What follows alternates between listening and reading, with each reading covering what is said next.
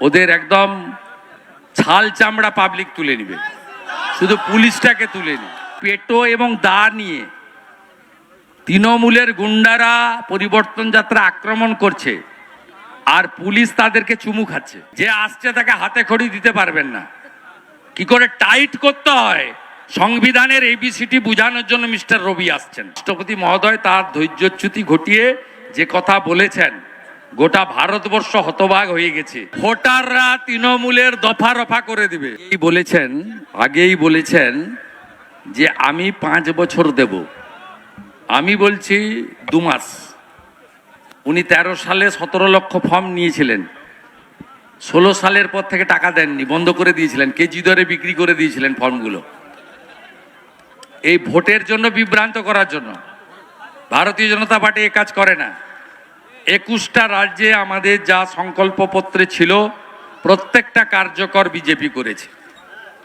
আপনারা আমাদের উপর ভরসা করুন। কর্মসংস্থান, শিল্পায়ন, সাথে সাথে বেকার যুবক যুবতীদের উপযুক্ত অর্থনৈতিক সুরক্ষা ভারতীয় জনতা পার্টি দেবে। উনি হিসাব করেছেন 9 লক্ষ সরকারি কর্মচারী শিক্ষক আছেন, আর 85 লক্ষ আবেদন করেছেন। উনি হিসাব কষে দেখেছেন, হেরে তো গেছি, যদি এইটা করে 1,500 টাকা দিয়ে যদি কিছু ভোট পাওয়া যায়। উনি অঙ্ক কষেছেন, এটা ভোটের অঙ্ক, এটা সামাজিক দায়বদ্ধতা নয়। সামাজিক দায়বদ্ধতা থাকলে মুখ্যমন্ত্রী 13 সালে চালু করা যুবশ্রী কর্মসূচির নাম বদল করতেন না। 13 সালে 17 লক্ষ আবেদনকারী যুবক যুবতীকে পথে বসাতেন না।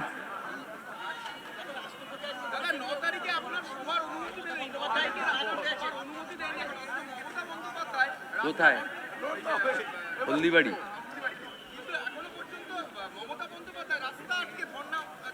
এ পার্টিটার কিচ্ছু নেই, পুলিশকে তুলিয়ে দিন, ওদের একদম ছাল চামড়া পাবলিক তুলে নিবে, শুধু পুলিশটাকে তুলে নিন।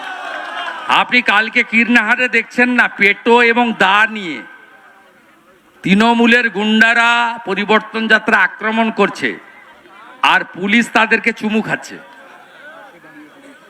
ছবিতে সবাই দেখেছে। এদেরকে বলুন, আমরা সব পুলিশ খারাপ নয়, কিন্তু কাজ করতে দেয় না নিচের তলার পুলিশকে। এখানকার এক একটা থানার ওসি আইসি তাদেরকে 2 কোটি টাকা দিয়ে পোস্টিং নিতে হয়। বালি এলাকা না, বালি এলাকা, কোনো নদীর অস্তিত্ব নেই, তাই তো? যে কোনো সময় ব্রিজগুলো ভেঙে পড়ে যাবে। হ্যাঁ কি ঠিক কি না? আগে 2000 টাকায় বালি কিনতেন, 60,000 টাকা দিয়েছে সরকার ঘর করার জন্য, শুধু 15,000 টাকা বালির দাম। হ্যাঁ কি না? কার পকেট কাটছে? একটা ঘাট টেন্ডারে নিচ্ছে 50টা অবৈধ ঘাট, ঘাট প্রতি 5 লাখ টাকা করে তৃণমূলকে দেয়। মানুষ সব জানে, শুধু মুক্ত কর ভয়, আপন মাঝে শক্তি ধর, নিজের কর জয়। জোট বাঁধুন। আমি দেখতে চাই হিন্দু বুথে যা ভোট পড়বে সব যেন এক জায়গায় পড়ে, পদ্ম ফুলে পড়ে। দিল্লি পারলে, বিহার পারলে, মহারাষ্ট্র পারলে আপনি কেন পারবেন না? হরিয়ানা পারলে আপনি কেন পারবেন না? আপনাকে এক হতেই হবে। বাকিটা মোদিজি উপরে গ্যারেন্টার, ছোট গ্যারেন্টার আমরা থাকলাম।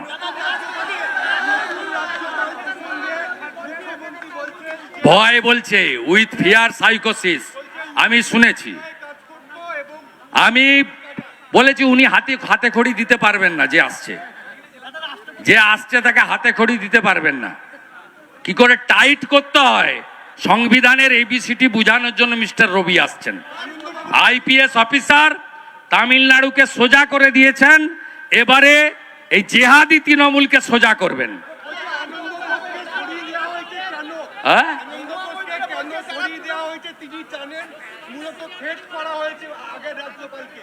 ও সব আগডুম বাগডুম, উনার কথা কোনো ঠিকঠাক নেই। উনার চিকিৎসার প্রয়োজন, উনার চিকিৎসার প্রয়োজন। উনি বিশ্রাম নিন, উনি জানেন এবারে উনি জিততে পারবেন না।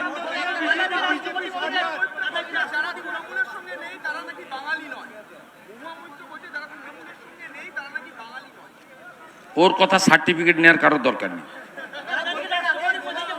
মুসলমানদের ভোটে এমপি হয়েছে। মা কালীকে বলেছে মদ খায়, গেঁজা খায়। মা তারাকে অপমান করেছে, মনে নেই?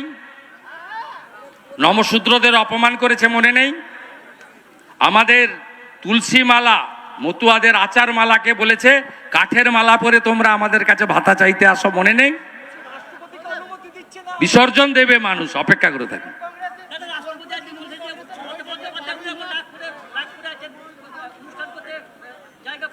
মমতা ব্যানার্জি আদিবাসী বিরোধী।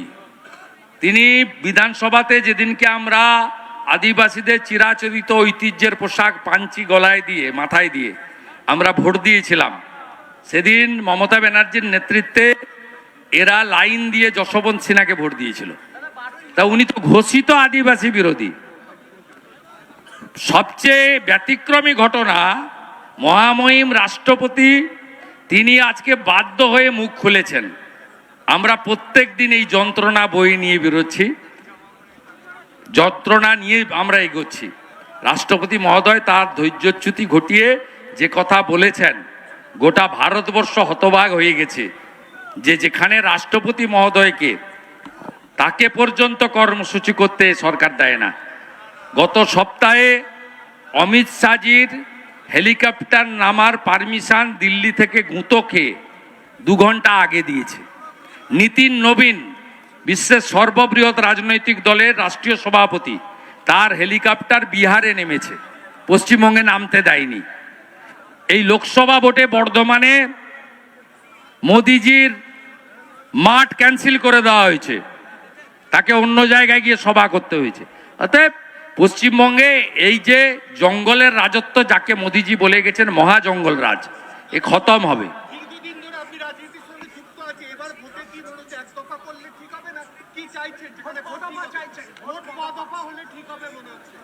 মানুষ দফা রফা করে দিবে তৃণমূলের, ভোটাররা তৃণমূলের দফা রফা করে দিবে। ওই মফিজুল ভাইকে বলি, কি নাম, মফিজুল মিয়া না মফিজুল মোল্লা? আপনার বাবার নাম কেষ্টমণ্ডল তো? 2.5 বছর জেলে ছিল। আপনার থেকেও বড় মস্তান শাহজাহান কোথায় আছে জানেন? আমি বলে গেলাম, আমি শুভেন্দু অধিকারী, যা বলি ভেবে বলি এবং যা বলি তাই করি। মস্তানি চলবে না, মস্তানি চলবে না। আপনারা আপনাদের কথা বলবেন, আমরা আমাদের কথা বলবো। মানুষ যেটা গ্রহণ করবে, যেটা বর্জন করবে গণতন্ত্রে, এটাই বিধিবিধান, তাই তো? মঙ্গলকোট বিজেপিকে দেবেন, পরিবর্তন এখানে হবে, চোর তৃণমূলকে তাড়াবেন, তাড়াবেন তো? আমি সাংসদ বিষ্ণুপুরের হতে পারি, কিন্তু এটা বলছি আপনাদেরকে, প্রতিদিন পার্টি যে দায়িত্ব দিয়েছে 20 দিন, এই 20 ডেজ আমি এই বর্ধমান কাটোয়া বীরভূমে পড়ে আছি। আমি আপনাদেরকে এটুকু বলতে পারি, ইন্দাস কতুলপুর আপনারা জানেন অনেক সন্ত্রাস কবলিত জায়গা ছিল, সেই জায়গা থেকেও 5টা বিধায়ক জিতেছি, 2বার সাংসদ হয়েছি। কতুলপুরের বৈতল অনেক আপনারা জানেন সন্ত্রাস কবলিত এলাকা ছিল, এই মঙ্গলকোট নানুরের মতো, সেখানে জায়গাকেও ঠান্ডা করেছি। আমি এটুকু বলতে পারি, শুভেন্দুদার মতো মানুষ পশ্চিমবাংলায় নন্দীগ্রামে মমতা বন্দ্যোপাধ্যায়কে হারিয়েছেন। পশ্চিমবাংলায় আমরা 2 থেকে 77টা বিধায়ক হয়েছি। আমরা 77 থেকে 160 যেতে আমাদের বেশি সময় লাগবে না, শুধুমাত্র 40টা দিন আর সময় লাগবে, মাত্র 40 দিন। আপনারা বলবেন কি হবে?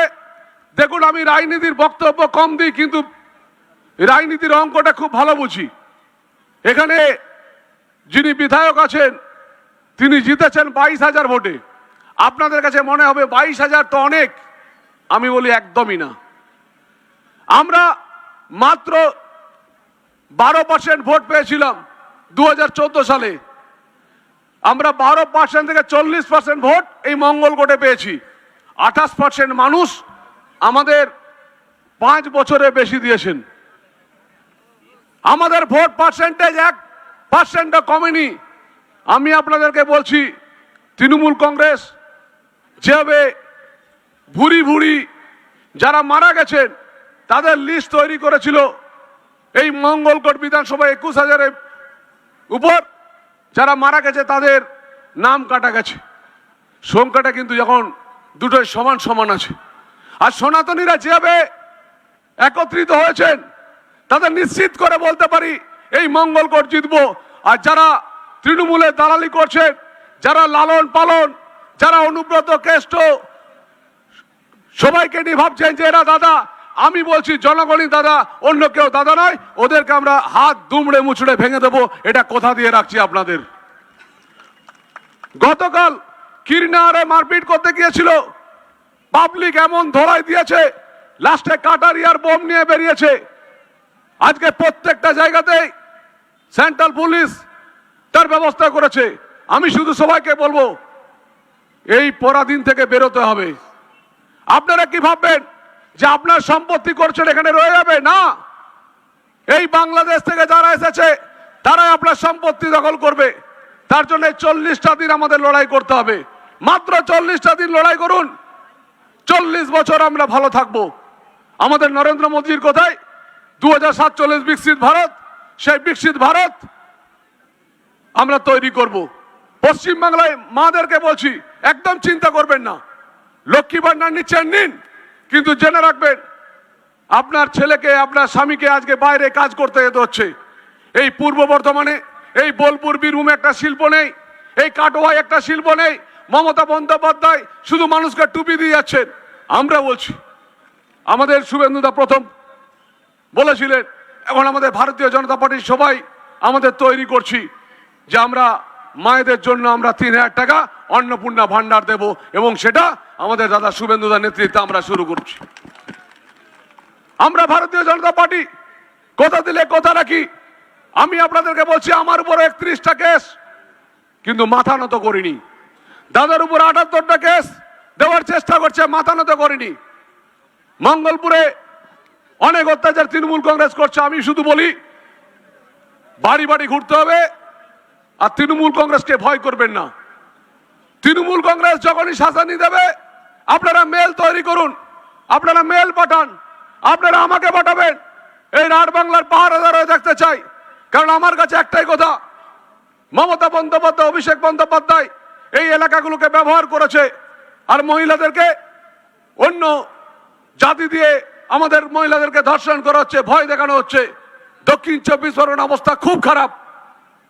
অন্তত বর্ধমানে যেতে না হয়, তার জন্য মা বোনেদেরকে এগিয়ে আসতে হবে। কিসের ভয় করবেন? একটা বুথে 7 থেকে 8 জন গুন্ডা যায়। আপনাদেরকে বলছি একটা ছোট্ট কথা, তারপর আমি বক্তব্য রাখবো না, কারণ আমার দাদা আছেন, তার বক্তব্য শুনবেন।